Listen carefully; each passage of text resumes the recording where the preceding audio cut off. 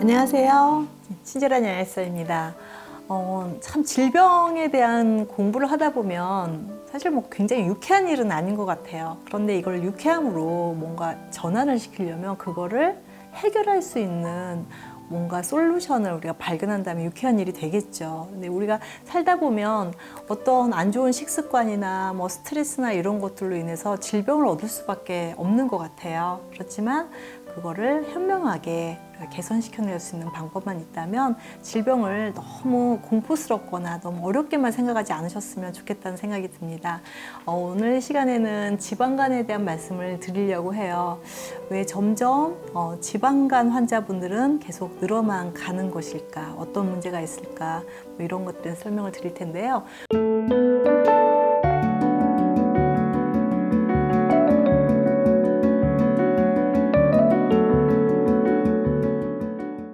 우선 지방간이 뭔지 좀 그 정의를 한번 보면요. 사실 어렵진 않습니다. 우리가 몸에서 지방이 너무 많이 생성되는 상황이 됐거나 많이 드셨을 수도 있죠.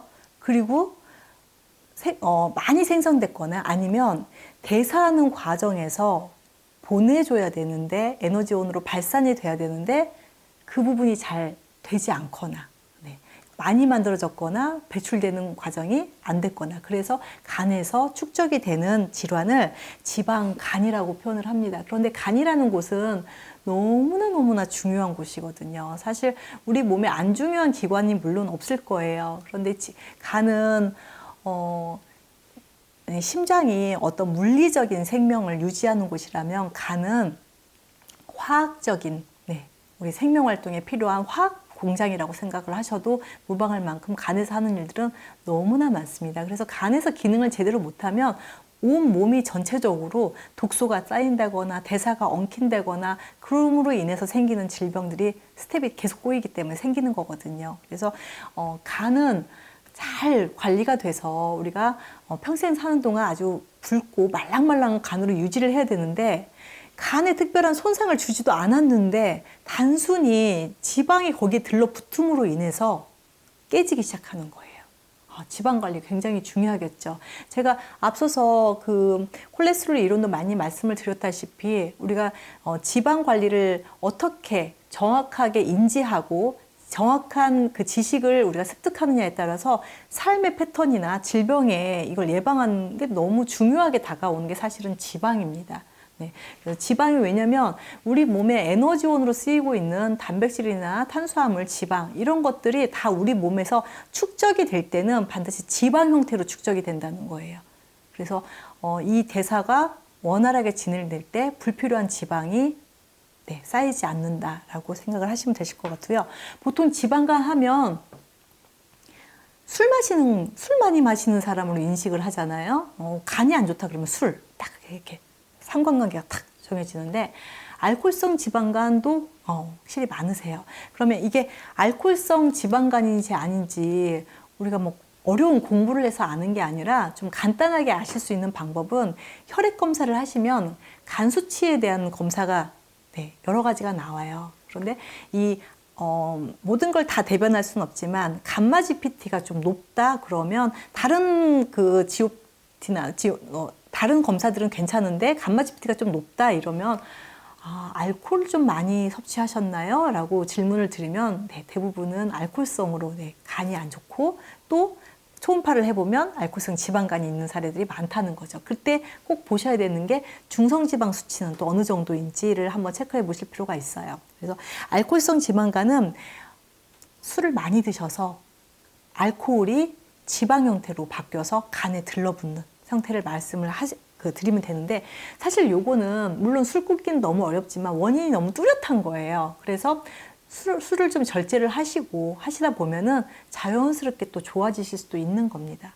그런데 중요한 거는 사실 알코올성 지방간보다 제가 만나뵀던 환자분들 중에서 전도사님, 여자 전도사님, 남자 목사님 이렇게 성직자이신 분들이 이렇게 지방간이 있으신 분들을 많이 봤어요. 그분들 사실은 술도 안 드시고 왜 이런 질병이 생겼는지, 그거는 알코올성이 아니라 대사성 지방간인 거예요. 그거를 비알코올성 지방간이라고 하거든요. 그런데 대부분의 이런 비알코올성 지방간이 있으신 분들은 대부분은 이거는 식습관에서 오는 겁니다. 당분 섭취가 많은 음식을 많이 드셔서 당분 섭취가 우리가 보통 GI라고 표현을 하죠. GI라고 고GI 음식들. 그러니까 우리가 어떤 음식을 먹었을 때 금세 혈당을 올려서 인슐린이 많이 필요한 그런 음식들을 고GI 음식이라고 하거든요. 그럼 예를 들면은 고구마하고 감자하고 비교를 많이 해요. 그럼 어떤 게 더 달콤할까요? 고구마가 더 달콤하잖아요. 감자는 그렇게 달콤한 게 아닌데 고지하의 음식 중에 고구마하고 감자는 감자가 더 높다는 거예요. 그래서 우리가 먹었을 때 꼭 단 것만을 의미하는 건 아니고요. 이게 어떻게 하면 빨리 포도당으로 분해가 돼서 혈중을 확 그냥 쏟아버리는지 이런 걸 가지고 하는 거거든요. 그래서 고구마 같은 경우는 왜 고지하의 음식이 아니냐면은 굉장히 당분이 많이 들어있는데도 불구하고 그 안에 섬유질이 많이 껴 있어요. 그래서 이 섬유질이 포도당으로 분해하는데 시간을 지연시키는 역할을 해요. 그러다 보니까 서서히 포도당으로 전환을 시키기 때문에 혈중에서 혈당이 올라가는 속도를 낮춰주는 거죠. 그래서 똑같은 음식을 단 걸 먹어도 우리가 섬유질을 충분하게 섭취를 해주잖아요. 그러면 포도당이 급작스럽게 올라가서 급작스럽게 인슐린을 분비하는 것을 억제시킨다라고 생각하시면 되실 것 같아요. 2007년도에 그 오베스티라고 하는 비만 학술지에 기고된 보스턴 아동병원에서 임상 연구 결과를 제가 잠깐 말씀을 드릴게요. 지방간의 주범은 혈당지수 GI가 높은 식품인 것으로 보고되었다. 이후 수많은 임상 연구를 통해 비알코올성 지방간의 최대 원인은 과잉 분비된 인슐린에 의한 것임이 밝혀져 있다. 자, 최근에는 20대에서 40대를 중심으로 술을 전혀 마시지 않았는데도 발생하는 비알코올성 지방간 환자가 급증하고 있다. 이렇게 발표를 하고 있어요. 알코올성 지방간보다 실제로 좀 더 어렵습니다. 이런 분들이. 생활 습관을 좀 바꾸셔야 되기 때문에. 자, 과잉 인슐린의 역할이 좀 정리를 말씀을 드리면, 인슐린은요, 최대 목표가 뭐냐면은 혈중, 그러니까 혈관이라고 하는 이 도로망에 포도당이 막 오래 떠다니는 꼴을 못 보는 거예요.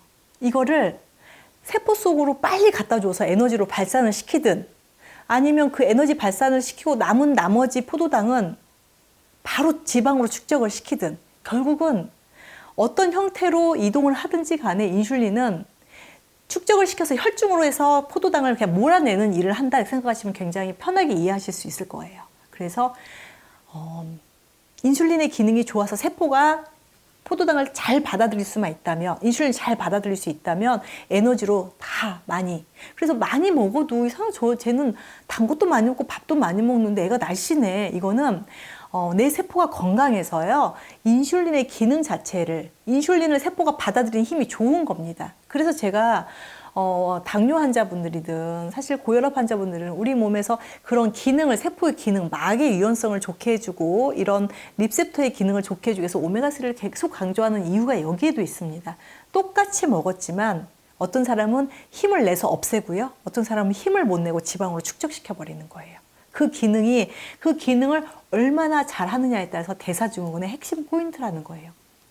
그래서 인슐린이 우리 몸에서 정말 너무 좋은 일을 하고 있지만, 과잉 분비된 지하의 음식을 많이 먹게 되면 인슐린도 같이 폭주를 하면서 포도당으로도 세포로도 보내지만 내 몸에 축적시키는 일도 인슐린이 하고 있다. 그리고 인슐린이 또 너무 많이 나와가지고 이렇게 돌아다니다 보면요, 좀 나쁜 일을 많이 해요. 우리 몸의 오메가6 지방산의 염증 반응에도 관여를 하기 때문에 염증성 질환에도 역할을 해서 인슐린에 문제가 됐어요. 인슐린 저항성이라고 하는 이 단어가 일으킬 수 있는 질병은요, 너무나 많아요. 사실은 가장 대표적으로 당뇨, 고혈압, 그다음에 지질대사, 이상지질혈증 이런 것뿐만 아니라 또 어떤 염증성 질환들까지 굉장히 많이 분포되고 있다. 이 인슐린 관리를 잘해야 된다. 거기서 처음 핵심은 사실은 음식에 있다고 포인트를 거기서 잡으시면 되실 것 같아요. 그래서 이 비알코올성 지방간 환자분들은 내가 얼마나 너무 빨리 먹어서 빨리 먹는다는 건 씹을 게 별로 없다는 뜻이기도 해요. 꿀떡꿀떡 넘어가는데 고구마 빨리 먹으면 어떻게 되나요? 체하잖아요. 막 고구마 먹는 것 같다고 말씀하시잖아요. 그것처럼 섬유질이 충분하게 들어있는 거랑 함께 드셔주시면 이런 부분을 해소할 수 있기 때문에 지방간의 기본적인 그런 음식 대사에 도움이 된다는 거 말씀을 드리고요. 뭐 너무나 잘 알고 계시는 비만도 사실은 음식하고 관련이 있겠죠. 그리고 인슐린 대사하고도 관련이 있습니다. 또 한 가지는 영양소 결핍이에요. 우리 몸에 영양소라는 게 에너지를 내는 탄수화물, 지방, 단백질 이걸이 아니라 실제로 그런 3대 영양소가 딱 들어왔을 때 이거를 어떤 기능을 할 수 있는 이 영양소가 내 몸에서 여러 가지 기능을 하고 있잖아요. 그런 기능을 하고 있는 일꾼 같은 게 비타민이나 무기질이 또 하는 일이거든요. 그런데 이런 일꾼들이 부족해지면 원료는 너무 많은데 일꾼이 없어요. 그럼 이 원료가 어떻게 돼요? 추적추적 쌓이는 거예요. 근데 쌓이는 형태는 항상 지방으로 쌓이게 돼 있습니다. 그게 또 간에 붙으면 알코올성 지방간이 되는 거예요. 그래서 충분히 일할 수 있는 뭐 콜린이라든가 이노시톨, 뭐 베타인 이런 것들이 아주 기술직이라고 볼 수 있어요. 이 영양소를 어떻게 잘 대사를 시켜서 내가 원하는 좋은 대사로 흐름으로 가게 해주는 거. 그리고 뭐 운동 부족도 있을 수 있고요. 그리고 사실 또 되게 중요한 스트레스예요. 제가 그 성직자분들하고도 이렇게 대화를 많이 해보는데 정말 스트레스가 많으시더라고요. 한 인간으로 살면서 신과 교류하면서 인간 사회에서 이런 것들을 전파하는 과정에 생기는 이 스트레스도 금욕적인 생활을 하셔야 되다 보니까 이 스트레스를 많이 받게 되면 우리 몸에서 부신에서 나오는 스트레스 호르몬 네, 아시죠? 저희 구독자분들 정말 스마트하셔서 제가 이런 질문 드려도 막 바로바로 대답을 하실 것 같은데 코티솔이라고 하는 이 호르몬이 많이 분비가 되면요. 혈당이 올릴 수밖에 혈당이 자연스럽게 올라갑니다. 그냥 생각을 해보시면 내가 너무너무 스트레스를 많이 받고 누구하고 전투적으로 싸워야 되는데 이걸 적절하게 잘 이겨서 싸워야 된다는 그 스트레스가 있다고 했을 때 몸에서 혈당이 부족하면 어떻게 돼서 에너지가 막 떨어지잖아요. 그래서 코티솔이 분비가 되면 혈당을 함께 올린다. 라고 생각하시면 되세요. 코티솔 너무 많이 나오거나 또 외부에서 어떤 염증성 질환으로 스테로이드를 많이 복용하게 되면 이런 중성지방이 올라가고 또 지방간까지 연결되는 것도 네, 제가 아토피 사례에서도 좀 말씀을 드린 적이 있을 거예요. 그렇다면 이 지방간을 어떻게 하면 풀을 수 있을까? 이제 영양소에 대한 말씀을 좀 드릴 텐데요. 우선 가장 대표적인 영양소가 레시틴이라는 영양소인데요. 레시틴은 우리 몸에서 세포에 레시틴, 뭐 오메가3, 오메가6, 콜레스테롤 이런 것들이 쭉 이렇게 막을 두르고 있는데 거기에 레시틴이라는 성분도 함께 있어요. 인지질이라고 많이 들어보셨어요. 크릴 오일 뭐 이런 데 들어있었던 이 레시틴은 물하고도 좀 친하고요. 지방하고도 좀 친해요. 그래서 같이 섞이기도 해요. 실제로 우리 몸에 비누 같은 역할을 한다 생각하시면 되세요. 그래서 지방에 꽉 껴있는 이 지방을 우리가 비누로 기름기 씻어지잖아요. 이 기름기를 좀 씻어주는 역할을 레시틴이 한다라고 생각하시면 되시고요. 제가 항상 강조해드리지만 오메가3는 사실 빠지지 않고요. 그리고 또 한 가지는 이 지방 대사, 이 인슐린 대사를 좀 잘 이루어질 수 있도록 마그네슘이라든가 인슐린 대사에 도움이 될 수 있는 그런 영양소들도 있습니다. 그리고 또 간장을 회복하기 위한 뭐 컬큐민이라든가 이런 간장 영양소도 도움이 되실 수가 있다는 거예요. 가장 이제 베이스는 우리가 세포가 얼마나 건강하느냐, 그리고 식사 습관이 얼마나 잘 그 탄수화물로부터 좀 벗어나 있고 섬유질을 얼마나 잘 섭취해 주느냐, 비타민은 얼마나 잘 첨가되어 있어서 그걸 대사로 이어질 수 있겠느냐, 뭐 이런 것들에 대한 설명입니다. 오늘 조금 좀 장황하게 여러 말씀을 드렸던 것 같은데요. 어쨌든 지방간에 대한 거 항상 그 간에 꼭 끼는 것뿐만이 아니라 내 몸에 어디선가 두둑두둑 내장 지방까지 끼는 것까지 다 포함해서 이런 이론들과 함께 설명을 드릴 수 있을 것 같습니다. 오늘 이 시간 경청해 주신 여러분 감사드립니다. 고맙습니다.